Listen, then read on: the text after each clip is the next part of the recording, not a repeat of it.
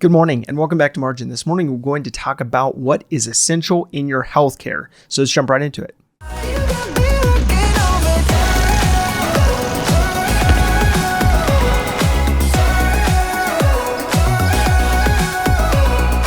So the next theme is on care, focusing in on the key components around tying in your finances and self-care, which will ensure that you are available for your greatest purpose, for those who matter most to you, and for the life that you want to ideally lead. So part of self-care is ensuring that you have proper health care. So we're going to jump right into looking at the essential component of healthcare and healthcare in your overall plan. So the first question you may have is whether it's actually considered essential to have healthcare coverage.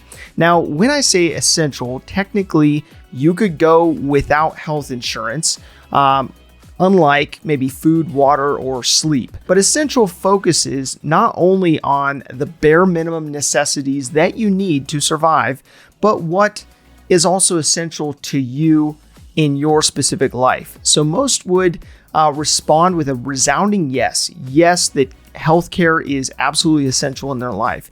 But there are so many varying degrees of coverages, of carriers, and of resulting costs.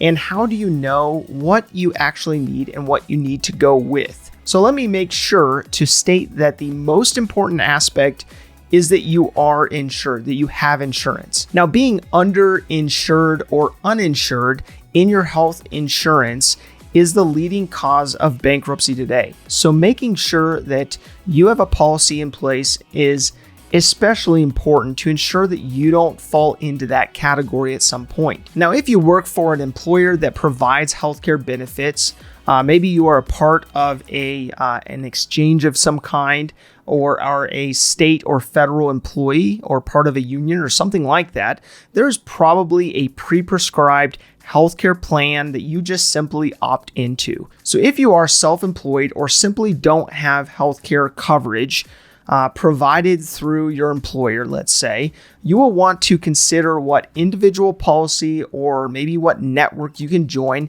in order to opt in for a healthcare provider network to be able to have healthcare insurance, even if it's not provided through your employer. So typically within the umbrella of healthcare, there are some things to consider, including your health insurance, dental or eye coverage.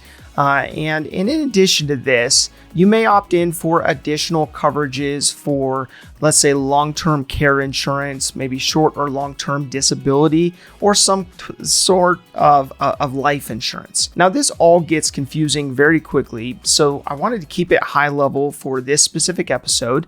But first, looking at what coverages you have actually provided through an employer, with regards to your health insurance will be the first thing to look at. So looking at your out-of-pocket maximums, looking at your copays, as well as limitations of your coverages that you can actually review with the plan administrator of your plan will be the first step. Now, second to healthcare, you will most likely have to opt in for dental, having dental coverage. So you'll want to go through the same process to look at those coverages specifically. So coverage for your eyes will depend upon the health of your eyes and in your need for maybe eyeglasses or contacts or maybe LASIK or some treatment otherwise. So I would start with these three. If you have coverage through an employer or an exchange, review that coverage, start there. And if not, take a look at your options to ensure that you are not leaving you or your dependents susceptible to risk because you don't have enough coverage or you don't have coverage in place. Now, I know that healthcare costs continue to be on the rise, not only for the consumer, but also the companies that are signing up for the insurance premiums to provide to their employees. And I know that because of this, less and less is being supplemented by employers. They're covering less of the cost, or they're dropping it entirely if it's not mandated. So if you're in the place where these costs are getting out of hand and you're either underinsured or you're uninsured altogether because of those costs, consider utilizing a co-op to lessen the burden of the costs associated to an individual plan. Now, there's other solutions out there as well, but be proactive. You probably know someone who has experienced some kind of medical emergency and had medical debt following that emergency. And an insurance policy, of course, will not necessarily prevent that health issue, but it will provide some level of barrier, some level of shield around you in the event that a health emergency or a health issue comes up. So making sure that you have some level of protection and having a peace of mind that goes along with that protection will be especially important as you are navigating the landscape of increasing costs when it comes to healthcare and caring for your overall health and well-being. And so you'll want to make sure that you have something in place, that you're actually intentional about reviewing your coverages on a regular basis, ideally annually, before open enrollment for your specific company. But actually going through that process will ensure that you are not only aware of what coverages are in place, but you also are mindful of what coverages you need and what things you don't need, and to what extent. So my call to action today is to not ignore this area. Don't continue operating underinsured or uninsured entirely.